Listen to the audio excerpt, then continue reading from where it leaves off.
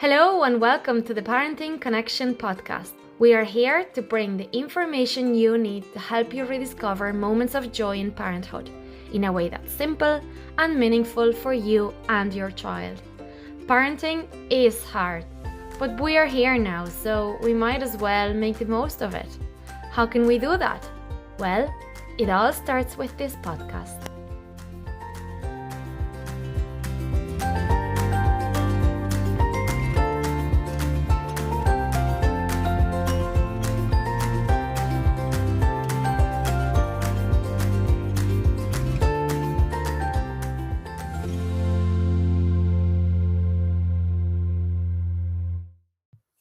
In this episode of The Parenting Connection, we dive deep into the incredible journey of Deirdre and Amy, an inspiring foster relationship sharing their honest experiences about their journey of growth together and tips for foster children and foster parents.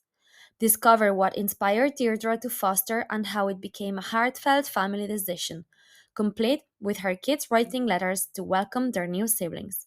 We discuss the dynamics of merging a foster child into your family, the crucial support systems for foster parents, and the importance of separating a child's behavior from their trauma. Hear the empowering story from the foster child, Amy, who would become part of Deirdre's family, and how Amy's rocky but persevering journey helped her become the person she is proud to be today. Tune in for an episode filled with resilience, growth, and the power of family. Great. So, hello and welcome to a very special episode, which has been booked through Foster First Ireland. It's a fostering agency that offers social care services for children in Ireland. And today we're joined by one of their foster families, Deirdre and Amy. Very welcome. Thank you, Maria. Thank you. And I can't wait to listen to your story. And it's going to be really, really inspiring. But to get to know you a little bit more, could you tell us how's your relationship today?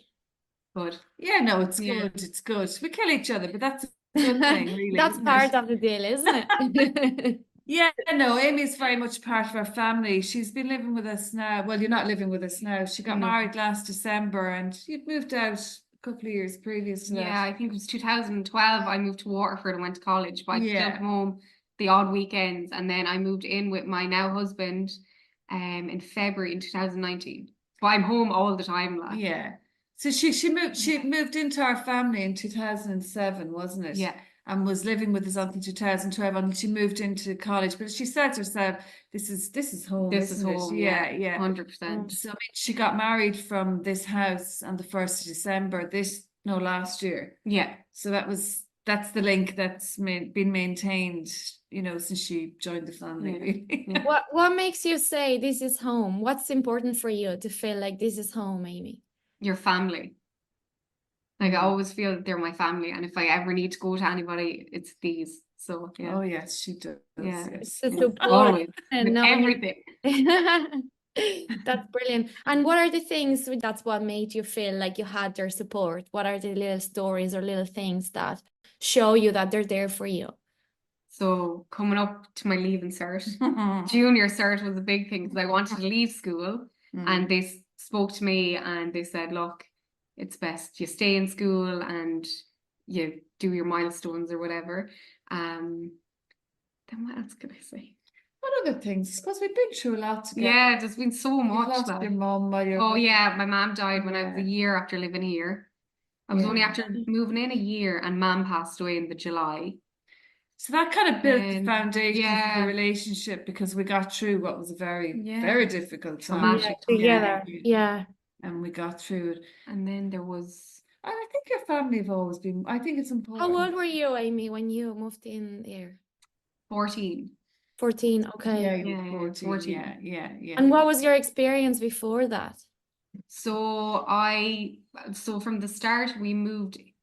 So we were living with our mom in Dublin, an alcoholic. So me and my 3 brothers got taken into foster care, but they couldn't find a placement for 3 kids. So we ended up in Tala Hospital for months. And then Dermot, the kind of middle child, he left first. Then it was Dean, the baby. Dean was only 1 at the time. And then it was me, but we were separated. And then we found a home then for the 3 of us. But I was so used to minding the 2 boys that I couldn't adapt into them having a parent, you know, there to bath them, change them, all that, because I was so used to doing it. So I had to be removed. And then I moved to Selbridge. No, I moved to Selbridge then after that. That was only for like, I think it was about 2, maybe 3 months. And then I moved in with my brother Dara, which was horrendous. There's no other way of putting it. Horrendous. And then I moved here then. Yeah. So I got taken out with my brothers and I moved in with my sister for, how long was it? Oh, very I done our short. first visit here when I was living with Julie, wasn't Yeah, it? but you were only with her for a short Yeah, period. yeah. It was only like maybe 2 weeks and then I moved down here. You had 3 brothers, biological brothers, and 1 sister. No, I have 8 brothers and 5 sisters biologically. Hey, okay. There's 2 families. Yeah, isn't there's it? 2 different families. So Okay. Mom had 9 kids and Dad had 6. Okay. Yeah. Are you in contact with any of them now? No. Well, mom's kids, yes. Dad's kids, no. Okay. None of Dad's family I speak to, but Mom's family I'm very close to. How has this experience growing up shaped you as the adult you are today? It just makes you so strong. Like so strong. When I first came into foster care, I thought I was the only child.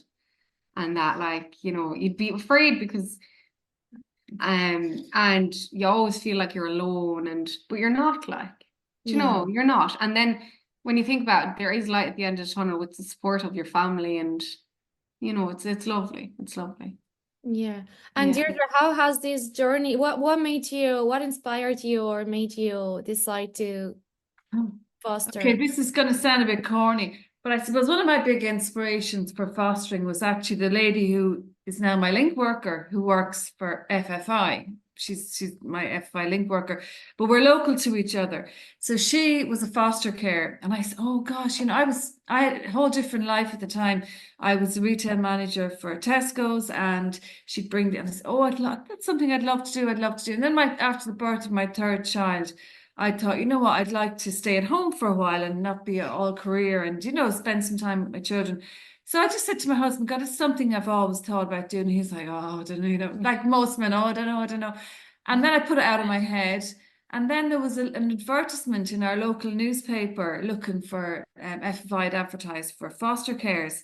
So I never really knew how I'd go about it, thought about it, but who do you even, I mean, I didn't know about TUSA, who would have been the health boards at the time. I didn't know how to. So when I saw the advertisement, I answered it. And Faith, as it would be, I didn't even realize Margaret was a social worker at the time for FFI. She came up here to give us some more information about it.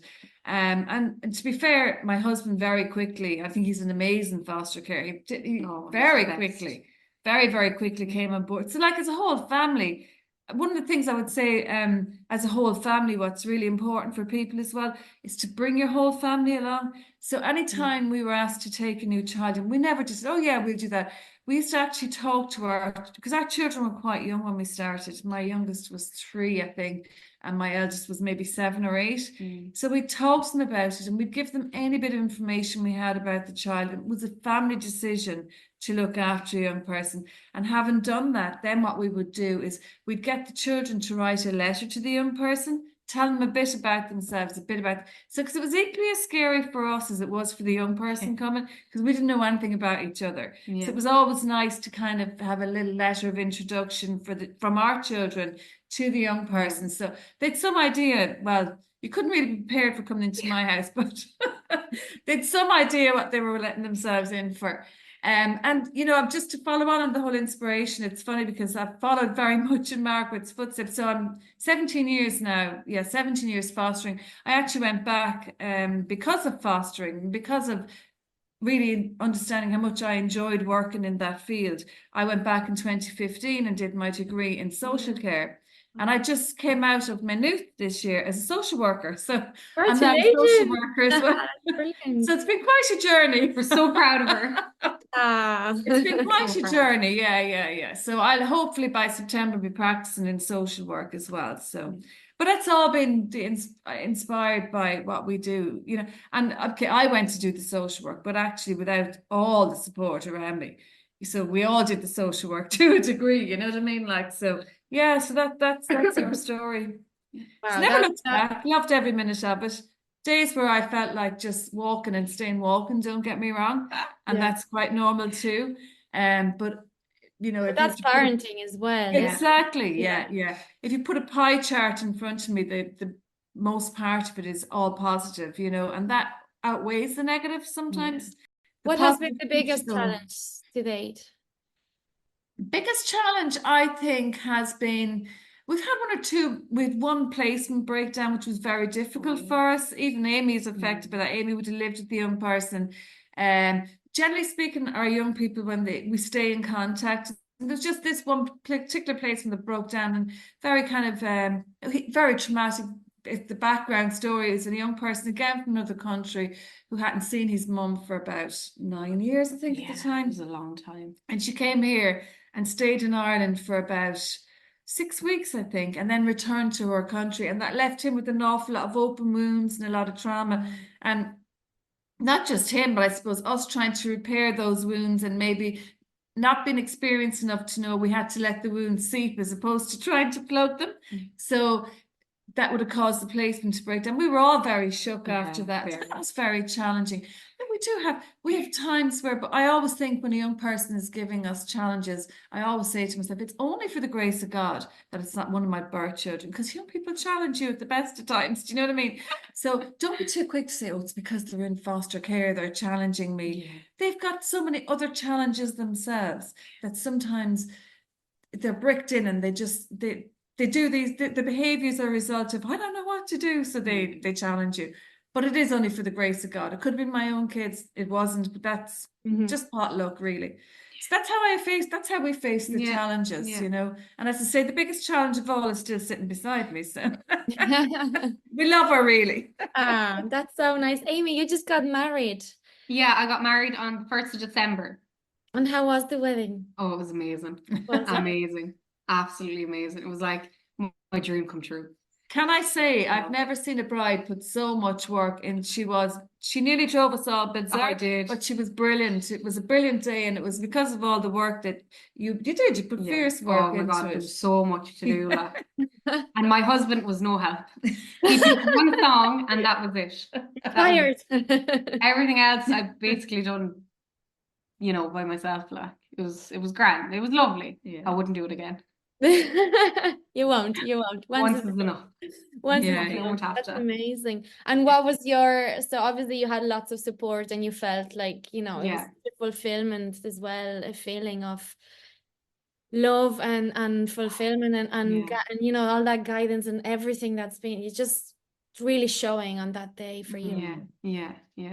Like if I had any issues at all with the wedding, all I had to do was come home and speak to Deirdre and Willie and they'd calm me down and I'd be fine. I'd walk out then like a weight is lifted off my shoulder. It was amazing. But I think a tribute to Amy as well, Maria, is just to mention who the wedding party were. So I've said already that one of our foster children was her bridesmaid. My own birth daughter was her bridesmaid. My maid of honor. Your maid of honor, sorry. Yeah, my daughter was a maid of honor. Yeah. But her sister was also a bridesmaid. My own birth sister. Yeah. Oh, wow. And her best friend. So that's a tribute to Amy, that she's able to manage all these different strings in her life. That takes some skill. Yes, you know. Yeah. And they all converge to be bridesmaids, you know what I mean? So such a lovely day. Yeah.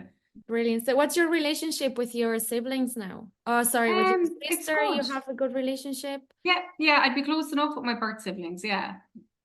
We speak nearly every day and I still try and get up to Dublin when I have a chance. And I've only recently had a little nephew.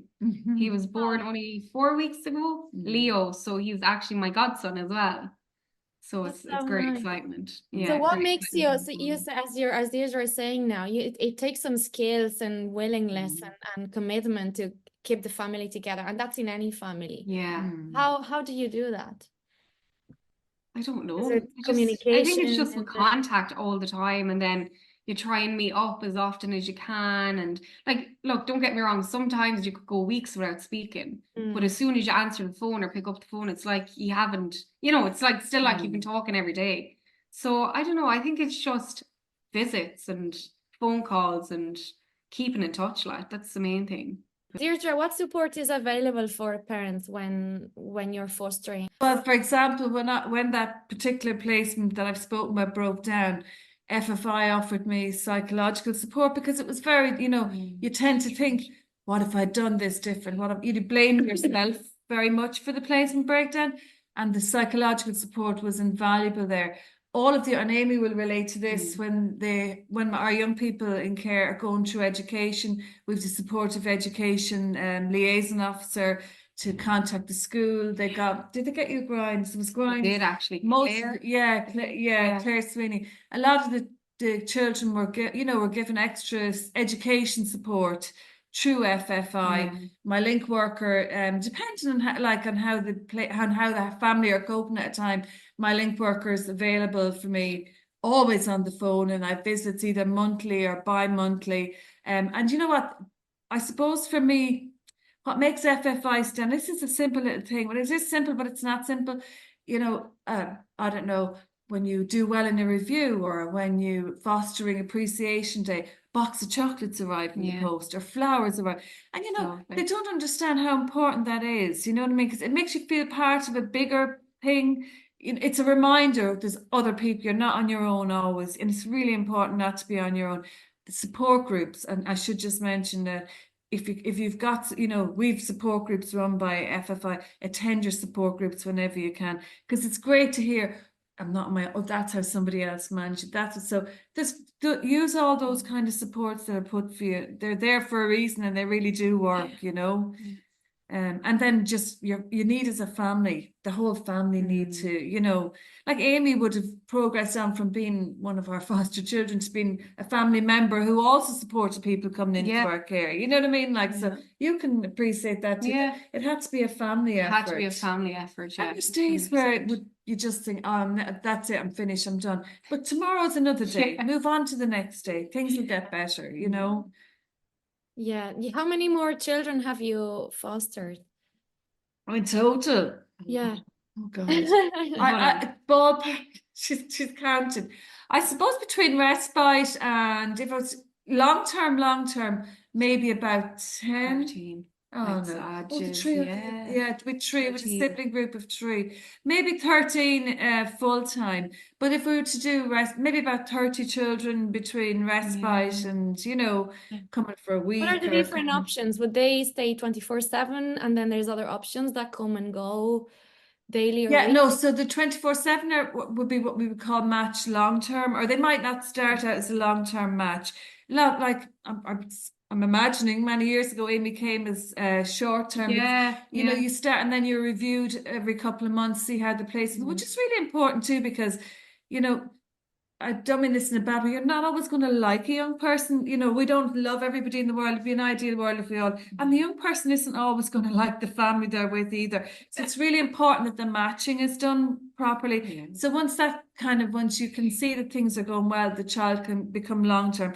But we would have often had, say, young people who are long term in other houses, but maybe the child and the family need a break, or the family have a crisis, and we would look after their young person for a short time then. So we do that, quite a bit of that now, because I suppose I'm working full time now. I was at home when we first started, but I must say as well that when you're experienced and you know what you're doing, FFI have been really, really accommodating with allowing, saying, well, maybe she's not there 24/7, but Willie can always fill the gap that she can't fill, but they wouldn't have known that initially. So they've been very flexible with us as a family, because we know ourselves, because we love what we do, because we love fostering, we're good at it. You're always good at something you enjoy doing, and I suppose FFI have shown an awareness of that and said they will be flexible around what we're available for, because we make it work, if that makes any sense. Yeah, absolutely. Yeah. What would you say? What would be your advice or your encouragement to say to anyone considering fostering? Do it. Do it. Honestly, I'm even planning to foster. She's planning to foster. Yeah? 100%. Do it. It's the best thing you'll ever do. It is, though. But do it with your eyes open, and do it with, one of the things experience has taught me this as well. Like, I suppose when Amy came to live with us, we were going to save all the Amy's in the world, and we were going to pluck them from this horrendous life they live, and we were going to save, and we didn't. I suppose as time goes on, you realize you can't save people. You don't save people. What you do is you offer them your home, your love, your security, your safety. But you've got to understand, you don't save or change the person. Amy is still as cracked as the day she moved in with us, we've never tried to change Amy. So what we do is live with the child, accept the child for who they are. You're not going to change the trauma that's happened to them in the past, but you can sometimes soothe them through the trauma. So I haven't saved anybody. And actually, a lot of the young people have so enhanced our lives, and we didn't see that coming. We didn't realize what they would add to our family. So you go in with these so keep your expectations. Don't have these huge well, you will have. There's no point in saying don't have huge aspirations, because you will have. But allow yourself to grow and mold and appreciate. Just grow with the process, and it's a lovely thing to do, and go for it. Go for it. Unfortunately, anybody who ever says the word, I've thought about it, or I've wondered about, to me, it's a bad idea, because I'd say, do it, go for it, but I'm a real advocate of fostering. It's hugely enhanced our family. So yeah, would definitely recommend to anybody to do it. Yeah, and it's linked to your own guilt as a parent as well, isn't it? Because if you feel like you have to take full responsibility for their trauma and their challenges and everything, that's going to make you feel so guilty that, you just said you can't change that person. Offer a base, a safe base, guidance and support, so they can absolutely then develop. But that's something that you do learn, and it's something to be aware of, because I would have always been conscious of my own need to mother, So once I'm aware of it, I can manage it. Do you know what I mean? So it's knowing your limits as well, knowing your own limits, and be 100% sure why you're getting into it, And it might be something that's I can't say there was an obvious reason I wanted to foster. I just did, but just be self-aware, be aware of yourself as you're getting into, because that's where you protect yourself too, and your family, and the young person you're looking after, by self-awareness. Very important. Yeah, absolutely. And Amy, what would you say to any children or any adults, anyone in foster care? I would tell them to do it. That would be the best decision that they ever made. And for kids going into care as well, there's light at the end of the tunnel. Your life is not over just because you're in foster care. You're not the only one. People have been through it, they've come through it. Look at me, at the end of the day, I think it's an amazing thing. And I personally don't think I'd be where I am today if it wasn't for Deirdre and Willie. And I always to do as well with your own attitude towards life. That's it, yeah, but it's fair. No, it's a lovely thing to do. It really is. That's amazing. I'm just so inspired right now, and I think your relationship is just so beautiful. You're so connected to each other. It's just amazing. Yeah, it was such a lovely bond. Yeah, we do, yeah. At times. Can I just add one more thing to that, which I think is really important? And I don't know if the message has come across from myself and Amy. One thing that I again, maybe with experience, we learn, if you're going to foster a child, a child doesn't come alone. They come with family, come with baggage. Yeah. You've got to be prepared to accept everything with the child, not just the child that stands in front of you. It's really important to engage, like we would never, and I think that's something that maybe we learned a lot off Amy over the years. Amy doesn't judge anybody. She's very non-judgmental. Yeah. You have a good snot about people sometimes, but it's never deep. It's never and that's something that we've learned over the years, that none of us are perfect, So if you're looking after a young person, please be prepared to take everything with the young person. That's really important, and accept the young person for everything that they bring with them. I think that's important. The most important thing. Yeah, I think so. Yeah.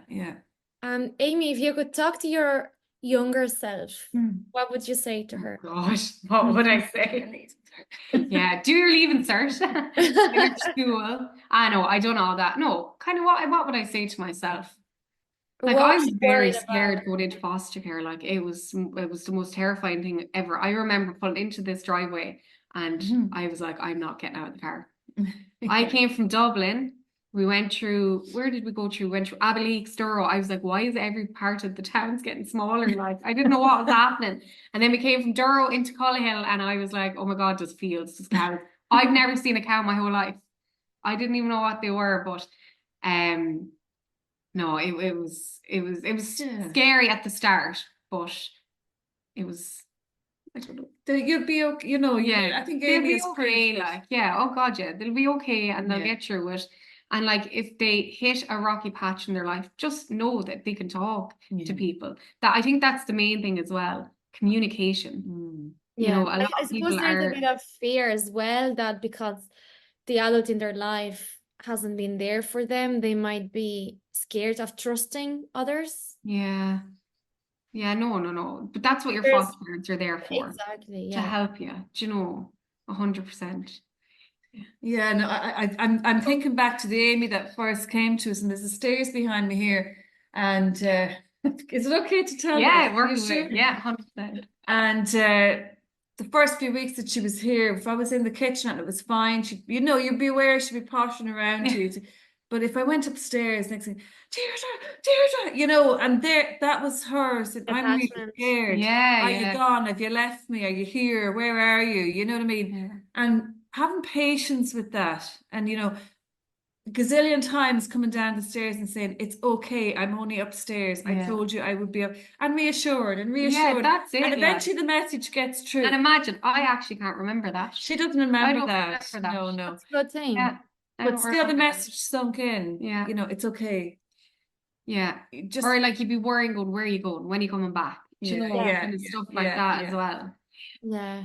And as And a foster carer, just have patience with that. That's all. Yeah. That's all very understandable Like for what. a child is going to be so scared at the start because realistically they've been taken away from their family. Yeah. They've been taken away from the place they know. Yeah. They're going into a different family, a new place, somewhere else to get used to.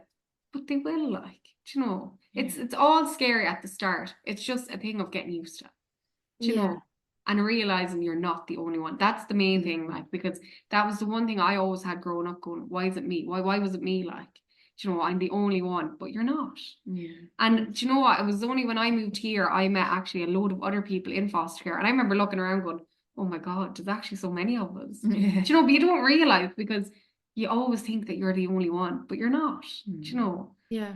Yeah. And also make you feel maybe that you did something wrong when you actually didn't. That's it.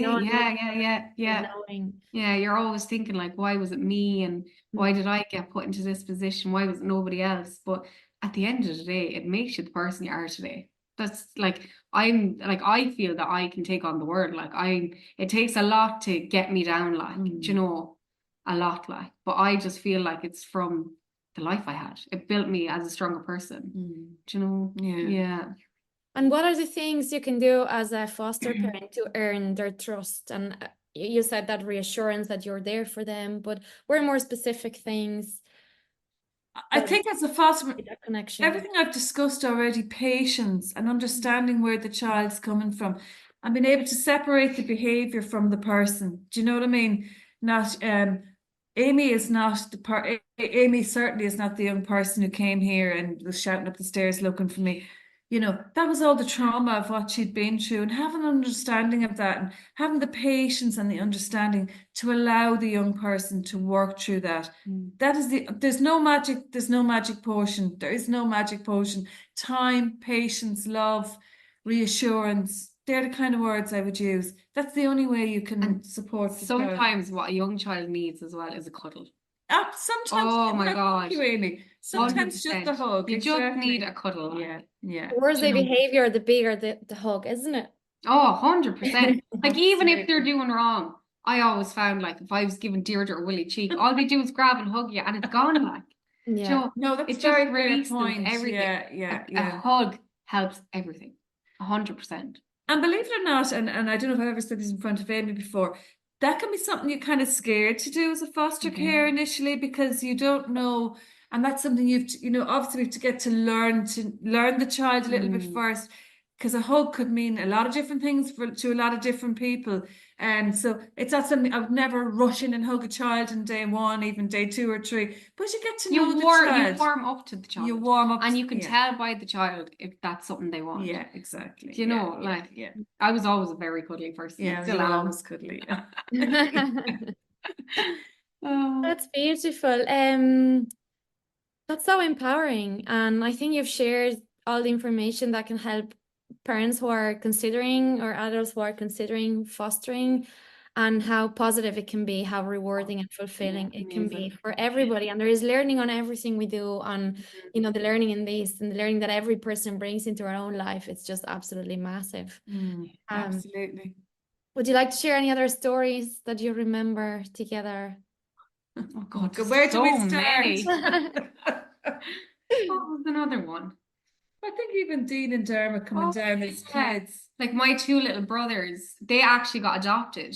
That was, remember I said that there was a house that we were putting the three of us together. That family actually adopted my two little brothers.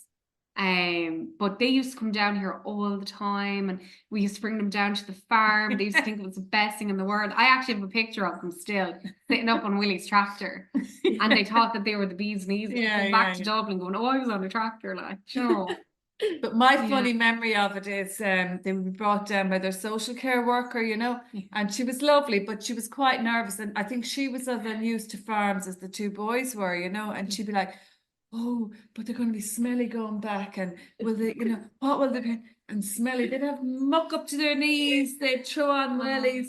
But that was really important for Amy, that it was, we included her family in her life here. That's what I was trying to say earlier. Don't try and separate the child from who they are. Accept the whole package. Take the whole lot with you. Because I remember even my Debs coming home from school one day, and my brother Elo was here, my sister Julie, my brother Paul. They were all here waiting for me, which I was shocked at because they kept it a surprise.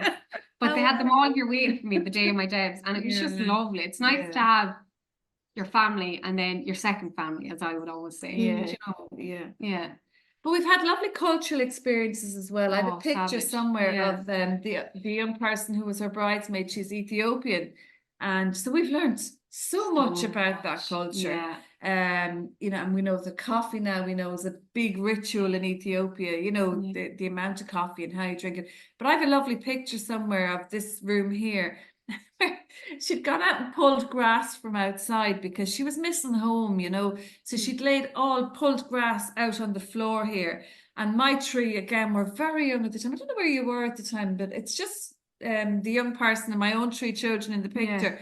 But they're all sitting on this mound of grass in the middle of the floor, and here she's making coffee for them. And that's something they would do as part of their culture. Oh yeah.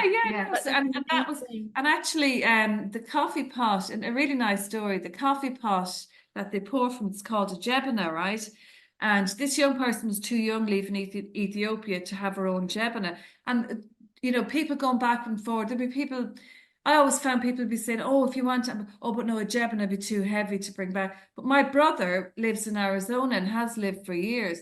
And when he was coming home to visit, he brought her first jebana, her first cup, my brother. Wow.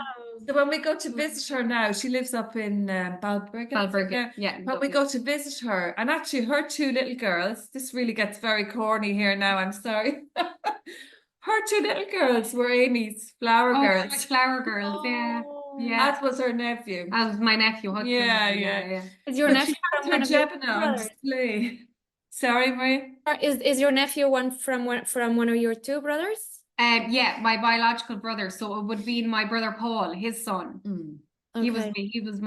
He was my page boy. And then my husband's nephew, two nephews were a page boy and it was just one more of his nephew was a page boy as well. And then his niece was one of my flower girls too. And then our other foster daughters, two girls. Two girls were flower girls as well. Yeah. Wow. I love how it's all mingled.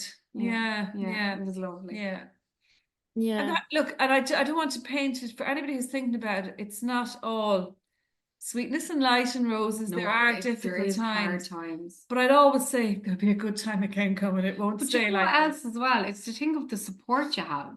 Yeah. Do you know, like if a foster parent is having a hard time, like go for a walk. Yeah. Call your social worker. Yeah. Do you know, have a natter on the phone and come back. Yeah, refreshed. Relieved, exactly. It's great advice, Amy. You're gonna give it to me. No. She's ready to foster. Yeah, she's ready to foster. God, I'm going to say one thing as well. I cannot wait to start fostering. Cannot wait. I want them all. I want them all. Worse than I ever was. Amy's on a mission.